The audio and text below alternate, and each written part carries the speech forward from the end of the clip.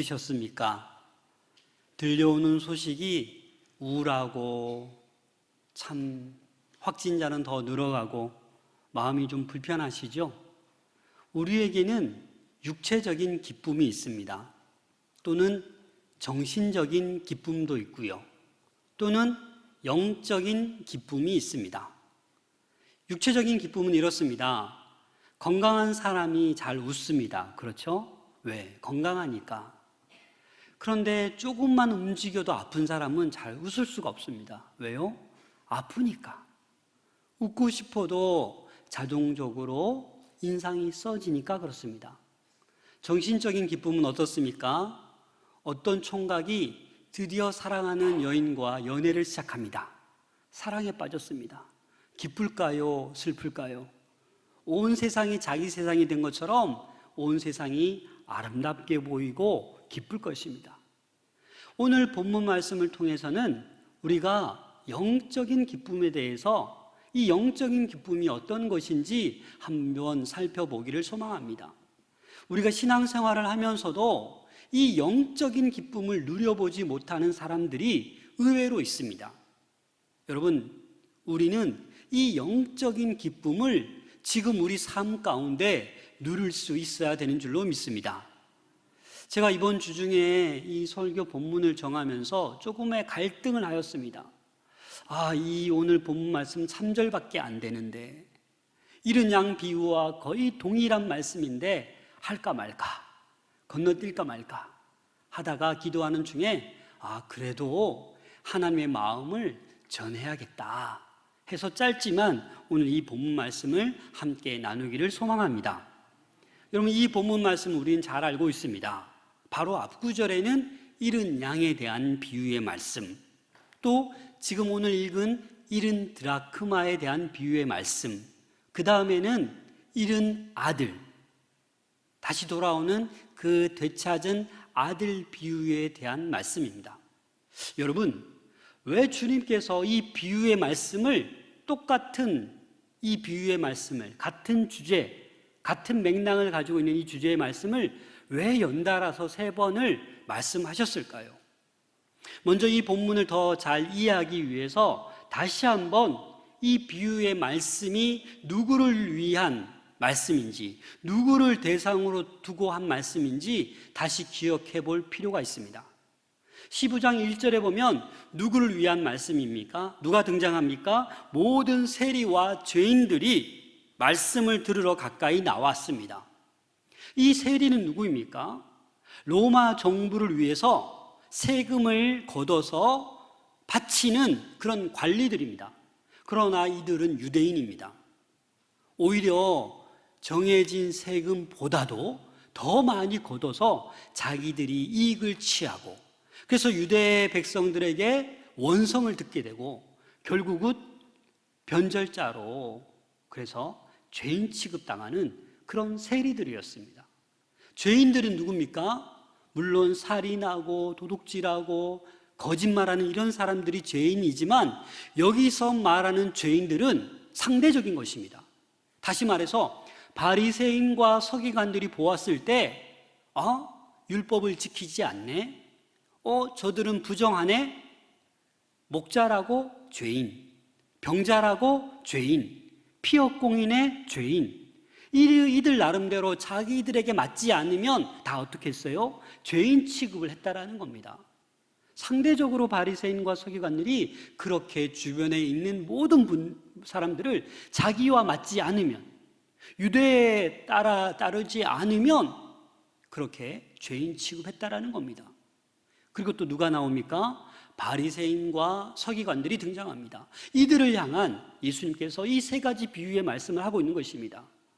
여러분, 바리새인과 서기관들의 특징이 무엇입니까? 이들에게는 그 선민 사상으로 가득 차 있습니다. 이 선민 사상이 무엇입니까? 우리만 선택받은 백성이라는 거예요. 우리만 의롭다라는 거예요. 그래서 이 바리새인과 서기관들, 이들 외에는 다 죄인이라는 거예요. 교만 중에 이런 교만이 없지요.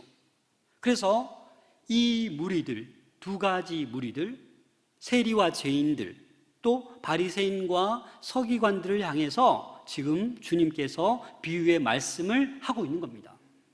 근데 이 비유라는 단어가 헬라어로 파라볼레라는 단어입니다.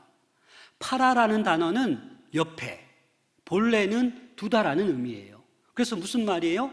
옆에 두다라는 거예요. 사물을 나란히 두어 보는 거예요. 그렇게 비유하면 그 비유의 의미를 더 쉽게 깨달을 수 있게 되는 것입니다. 그래서 예수님은 이 세 가지 비유의 말씀, 한 맥락입니다. 공통적으로 세 비유의 말씀이 다 뭡니까? 잃어버렸다라는 거예요. 그렇죠? 그런데 거기에서 잃어버리는 것에 끝나지 않고 열심히 찾고 찾아서 다시 찾아서 어떻게 합니까? 벗과 이웃을 불러서 잔치를 하고 있다는 겁니다. 그래서 이 파라볼레 헬라어 원어를 보니까 복수로 쓰여지지 않았어요. 단수로 쓰여졌어요. 왜요? 이 세 가지 비유기 때문에 복수로 쓰여져야죠. 그죠? 그러나 그렇게 쓰여지지 않았습니다. 단수로 쓰여졌습니다. 다시 말해서 예수님은 세 가지 비유의 말씀을 하고 있지만 하나다라는 거예요. 같은 의미라는 거예요. 그래서 오늘 이 잃어버린 한 드라크마 비유를 통해서 예수님의 마음을 깨닫게 되고 영적인 기쁨이 어떠한 것인지 함께 누릴 수 있기를 소망합니다. 자, 오늘 본문 말씀 8절 말씀을 같이 한번 읽겠습니다. 8절 시작. 금화가 있는데 하나를 잃으면 등불을 켜고 집을 쓸며 찾아내기까지 부지런히 찾지 아니하겠느냐. 잃은 양 비유에서는 100마리 가운데 한 마리가 잃어버렸어요. 그렇죠? 99대 1이죠. 그죠? 그런데 10개의 드라크마 가운데 하나를 잊어버렸어요. 어떻게 됩니까? 9대 1입니다. 잃은 양은 생명력이 있는 양이에요. 그렇죠? 그래서 빨리 찾지 않으면 죽을 것 같으니까, 생명의 위협이 있고 위태로우니까 이 목자가 발견하자마자 빨리 찾아 나서는 것 이해가 됩니다. 그렇죠?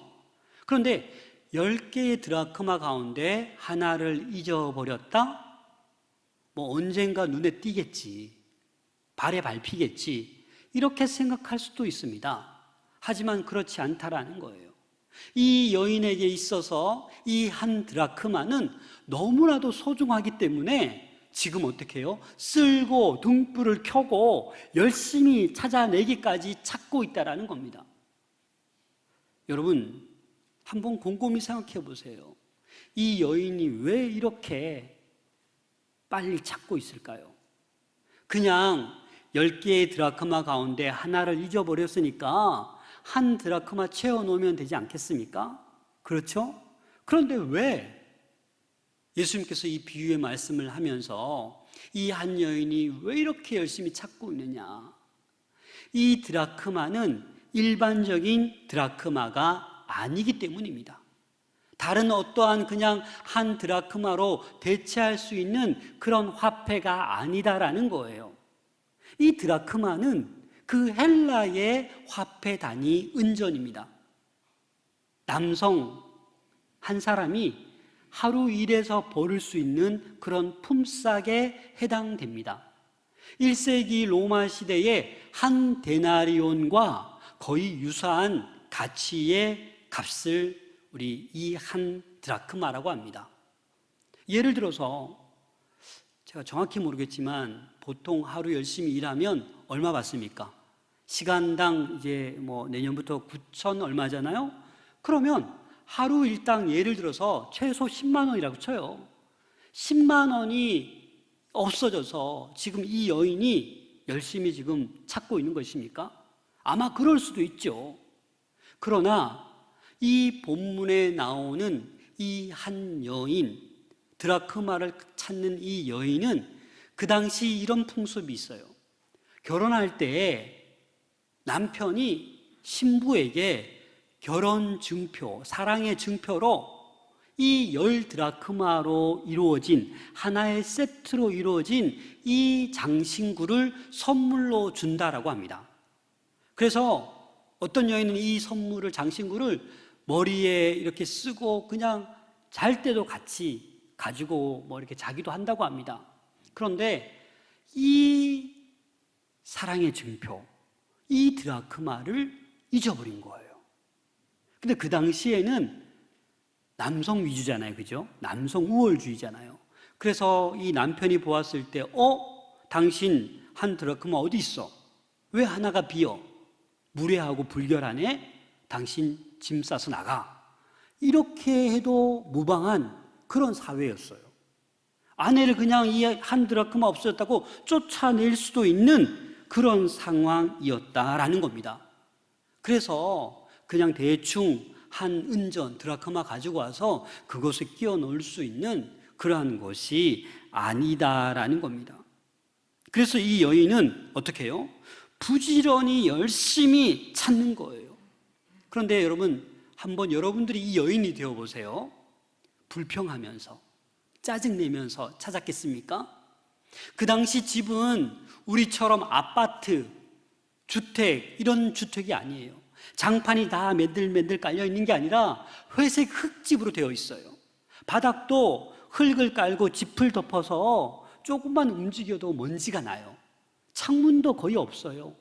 유대인 서민들은 기껏해야 창문이 조그만하게 하나 있을까 말까 한 그런 시대의 사람들이에요. 여러분들 어떻게 하겠습니까? 열심히 찾다 보니까 먼지도 납니다. 땀도 납니다. 그래서 속으로 아이 정말 화나 죽겠네. 불평하면서 한 드라크마를 찾았겠습니까? 아니면 기쁜 마음으로 찾을 수 있을 거야. 즐거운 마음으로 찾았을까요? 여러분들 마음을 얘기해 보세요. 여러분들 어떻게 찾았겠습니까? 제가 가만히 묵상해 보니까 이 여인은 땀이 나도 먼지를 덮었어도 빨리 찾지 못해도 등불에 등유가 아깝게 타고 있지만 이 여인은 찾을 수 있을 거야. 기쁜 마음으로 찾았을 것 같습니다. 왜냐하면 찾자마자 어떻게 돼요? 벗과 이웃을 불러서 잔치하자. 여러분 이게 찾으면서도 불평하고 화나 죽겠네, 땀만 나고 이게 뭐야? 이렇게 해서 찾은다고 바로 막 기뻐할 수 있겠습니까? 그래서 이 여인은 아마도 지금 위기 상황이지만 잃어버렸지만 찾을 수 있어, 회복될 수 있어, 이러한 마음으로 찾았겠다고 저는 상상이 됩니다. 그렇지 않습니까? 여러분 제가 오늘 좀 뭐 달라진 거 없습니까? 일부에는 맞추던데 반지를 제가 끼고 왔습니다. 결혼 반지입니다. 제가 지금 되게 불편해요. 신혼 때 이 결혼 반지 빼면 큰일 나지 않습니까? 그런데 제가 신혼 때 세수를 하는데 이 반지가 왜 이렇게 거치장스러운지, 세수할 때마다 반지를 꺼내서 그냥 세면대 위에 두고 그냥 가버린 적이 여러 번 있어요.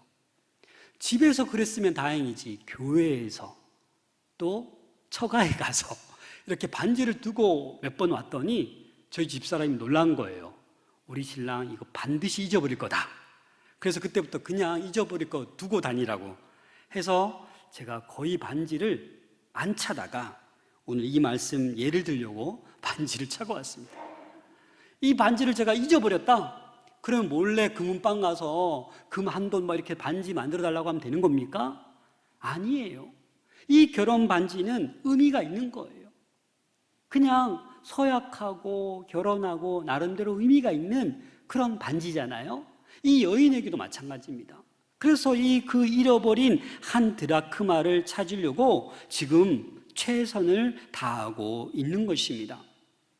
사랑하는 여러분, 우리 이 여인이 한 드라크마, 잃어버렸던 그 드라크마를 너무나도 소중히 여겨서 지금 등불을 켜고 먼지를 뒤집어 쓰고 땀이 나도 찾을 때까지 찾아내는 것처럼, 혹시 여러분들이 소중히 여기는 가치 있어 하는 것이 혹시 무엇입니까, 여러분? 여러분들이 지금 이 코로나 팬데믹 시기에 정말 찾으려고 찾고 있는 그것이 무엇입니까? 물질입니까? 건강입니까? 명예입니까? 권력입니까? 아니, 뭐든지 좋아요. 그러나 정말 우리가 소중한 가치를 찾아야 되지 않겠습니까? 오늘 누가복음 15장 9절 말씀입니다. 함께 읽어보겠습니다. 시작. 또 찾아낸즉 벗과 이웃을 불러 모으고 말하되 나와 함께 즐기자. 잃은 드라크마를 찾아내었노라 하리라. 여러분, 지금 잃어버린 한 드라크마를 찾았습니다. 지금 이 여인이 어떻습니까? 회복된 거예요. 하나가 없어져서 그 장신구 사랑의 증표가 불안했었는데 하나를 찾아서 온전한 그 세트가 된 거예요. 그래서 지금 여인은 혼자가 아니라 벗과 이웃을 불러 모아서 함께 즐기자, 함께 잔치를 베풀자, 그렇게 말하고 있는 것입니다. 아마 그냥 한 드라크마라였으면 이렇게 잔치도 베풀지 않죠. 안 그렇습니까? 한 드라크마 찾았다고 이웃도 벗도 부르면 그 숫자가 얼만데, 그 비용이 얼만데 그렇게 무식하게 벗과 이웃을 부르겠습니까? 그만큼 이 여인에게 한 드라크마는 일반 은전이 아닌 정말 귀중한 그런 기념품인, 그런 사랑의 증표인 드라크마였기 때문에 이렇게 하나의 드라크마를 찾아서 회복된 기쁨을 이웃과 나누고 있는 것입니다.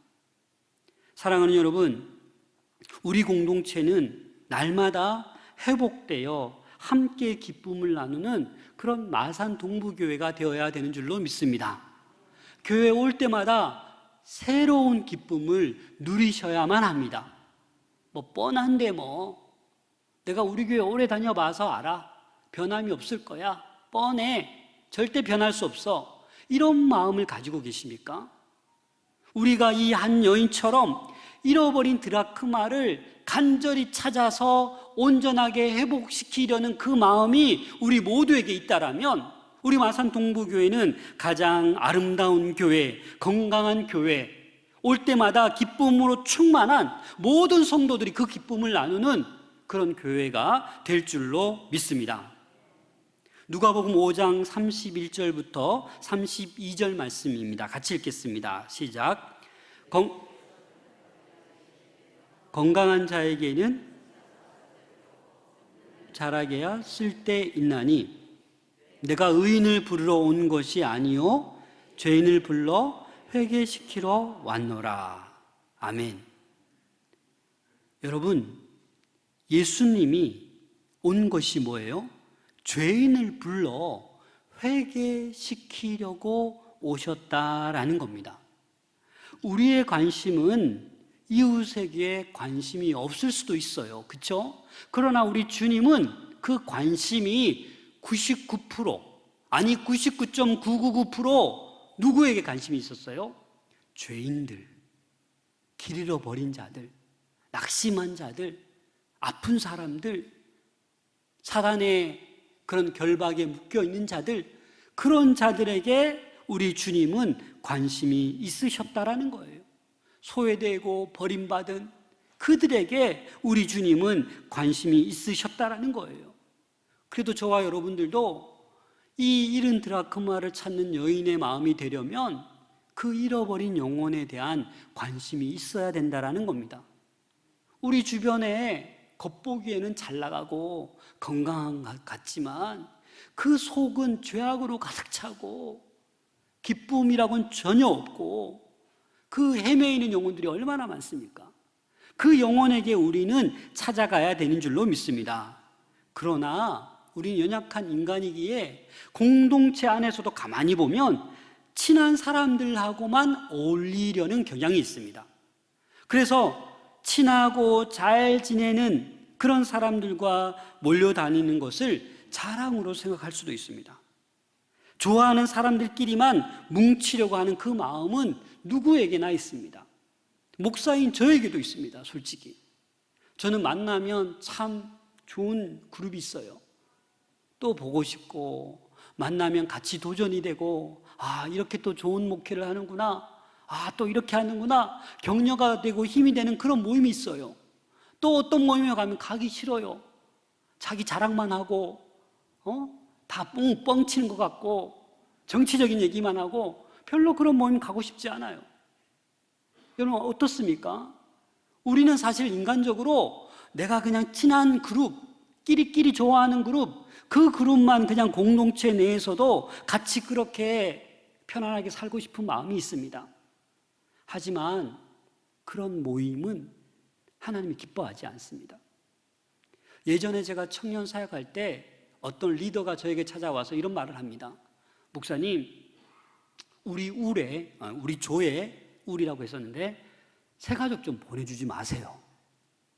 제가 좀 잠깐 왜? 우리는 지금 잘 모이고 있어요. 분위기 아주 좋아요. 대화가 잘 돼요.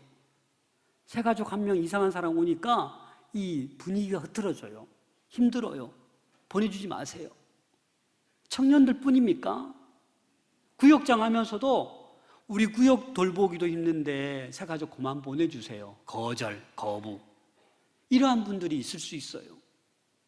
하지만 또 어떤 리더는, 어떤 구역장은 목사님, 우리 구역에, 우리 울에, 우리 조에 새가족들 많이 보내주세요. 이런 분들도 있어요. 여러분들은 어느 편에 속합니까?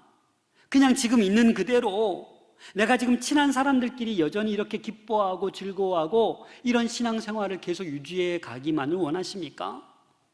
아니면 잃어버린 한 영혼을 내 주변에 발견하여서 그 영혼을 찾기 위해 찾기까지 작은 그룹에서 그 영혼을 위해 같이 기도하며 그 영혼이 나왔을 때, 우리 소그룹 공동체 왔을 때 함께 기뻐하며 함께 즐겨하며 잔치를 베푸는 그런 마음의 자세가 준비되어 있으십니까? 하나님께서는 죄인을 불러 회개시키려고 오셨습니다. 그래서 이 사명을 저와 여러분들에게 위임시키셨어요. 그래서 우리는 다른 걸로 기쁨을 찾는 것이 아니라 잃어버린 한 영혼이 돌아올 때 우리에게도 영적인 충만한 기쁨이 넘쳐날 줄로 믿습니다. 그러기 위해서 우리 주님께서는 성령을 우리에게 보내주셨어요. 권세를 우리에게 주셨어요. 못할 일이 아니다라는 겁니다. 이런 말이 있습니다. 기쁨을 나누면 2배가 되고 슬픔을 나누면 어떻게요? 절반이 된다. 되게 성경적인 것 같아요. 그렇죠? 기쁨을 나눠야 되죠. 그렇죠? 그런데 미국 캘리포니아 서던 캘리포니아 대학교에서 최근에 이런 연구 조사를 했어요. 스트레스 호르몬으로 알려져 있는 코르티솔, 이 스트레스 치수가 이 높은 사람에게 여러 사람이 대화하는 가운데 그 스트레스 치수가 낮아지는 결과를 발견했어요.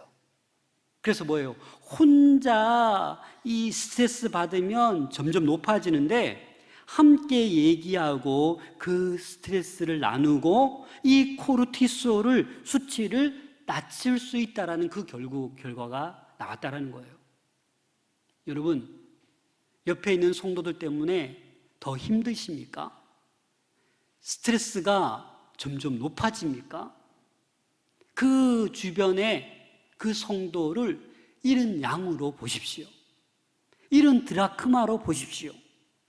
우리 교회에는 온전한 사람들로 가득 찬 거 아닙니다. 죄인들로 가득 차 있어요. 그렇죠? 그런 죄인들로 가득 차 있지만 세월이 변하면서 성화되어 가는 거예요, 여러분. 그런데 착각하는 분들이 있어요. 교회에 오면 다 거룩한 사람, 착한 사람, 그런 사람만 있는 줄로 알아요. 그렇지 않습니다, 여러분. 다 부족하고 다 뭔가 좀 죄가 있고 그런 사람들로 이루어졌어요. 이런 말이 있습니다.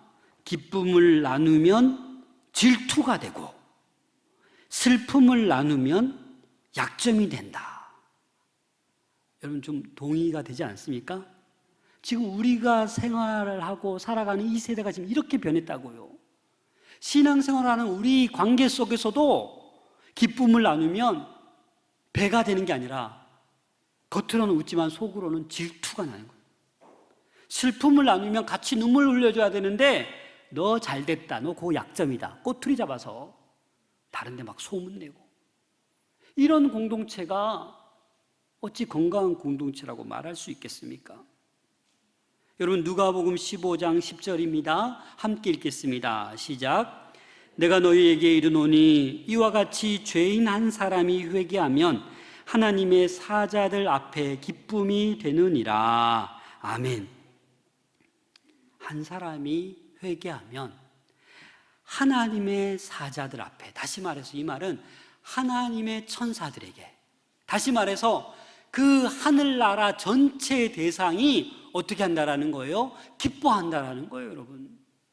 한 사람이 돌아왔음에도 불구하고 하늘나라 전체가 들썩이며 모든 천사들이 우리 하나님과 함께 기뻐한다라는 말씀입니다.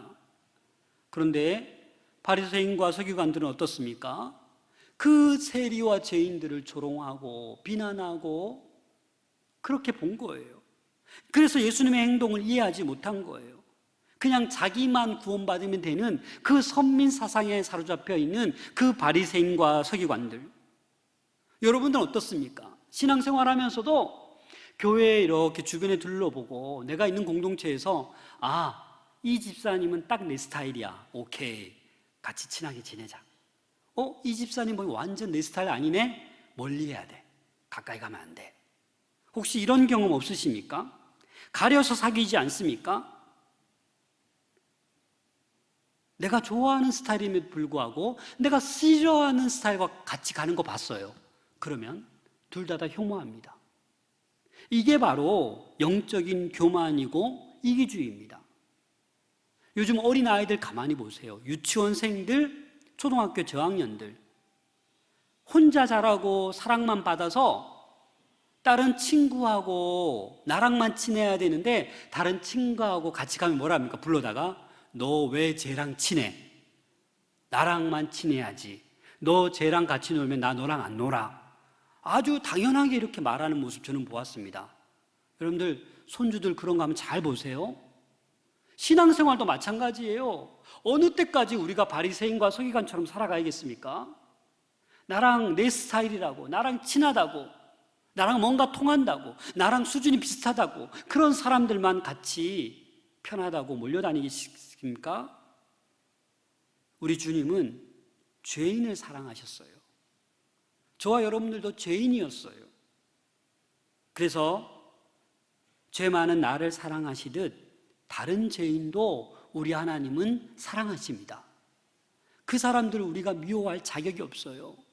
우리가 위임받았기 때문에 우리도 우리 주변에 잃어버린 드라크마, 그 소외되고 아프고 넘어진 그들을 사랑할 수 있어야 하겠습니다.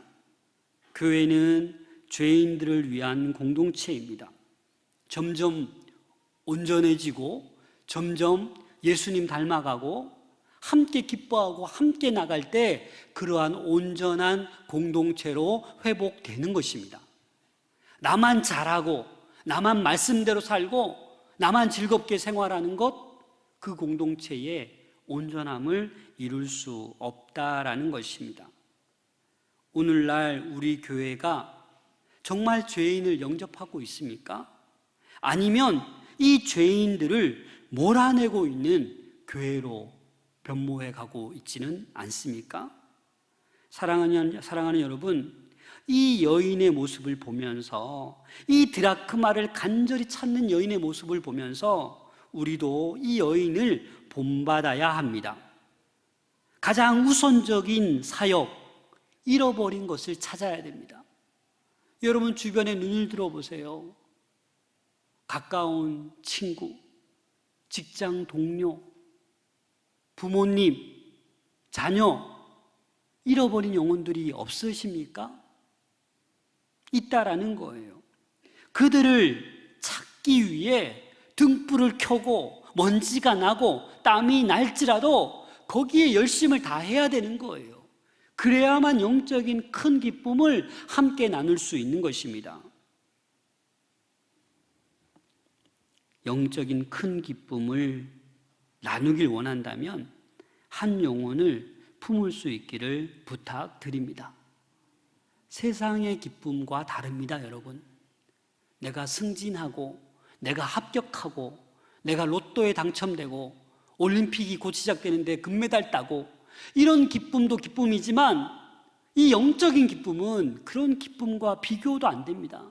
아마 그 영적인 기쁨을 누려보신 분들 이 자리에 많을 겁니다. 그렇죠? 근데 누려보지 못한 분들도 있을 수 있어요.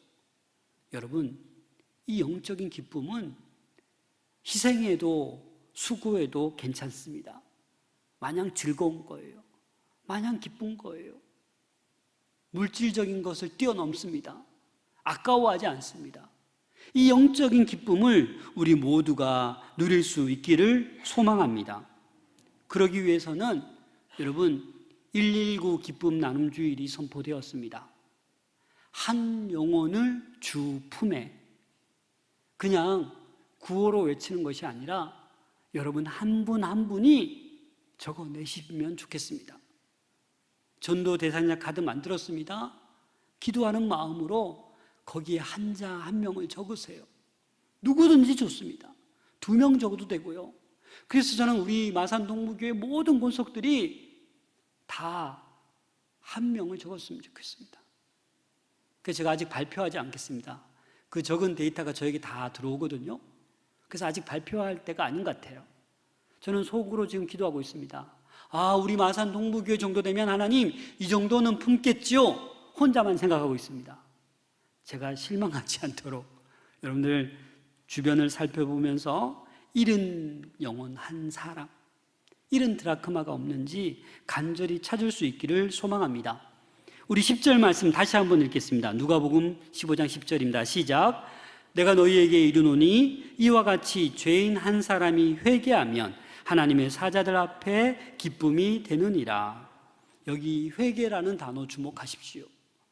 여러분, 한국교회 이대로 안 됩니다. 우리나라 이대로 안 됩니다. 전 세계 이대로는 안 됩니다. 여러분, 느끼고 있지 않습니까? 오늘도 장로님 기도 가운데 말씀하셨지만 지금 전 세계 곳곳에 엄청난 기상이변으로 상상해보지 못한 일들이 지금 일어나고 있어요. 지금 북극에 그렇게 번개 친 적이 없는데 번개가 북극에서 치고 있대요. 유럽에 100년여 만에 큰 홍수가 났어요. 여러분, 남의 나라 이야기가 아닙니다. 이제 다음 주에 이제 40도에 육박하다라는 그런 예보도 있지 않습니까? 여러분, 회개해야 됩니다. 남이 아니라 내가 회개해서 돌아오고 그것이 천국의 기쁨이 되고, 또 내가 다른 영혼을 주께로 인도해서 회개할 수 있게 해야만 합니다. 누가복음 13장 5절입니다. 다 같이 읽겠습니다. 시작. 너희에게 이르노니 아니라 너희도 만일 회개하지 아니하면 다 망하리. 여러분, 회개하지 않으면 어떻게 된다고요? 다 망하는 거예요. 여러분, 하나님의 말씀입니다. 이런 코로나 팬데믹 상황 가운데 여러분 회개하고 있습니까? 저도 지금 너무 슬퍼요.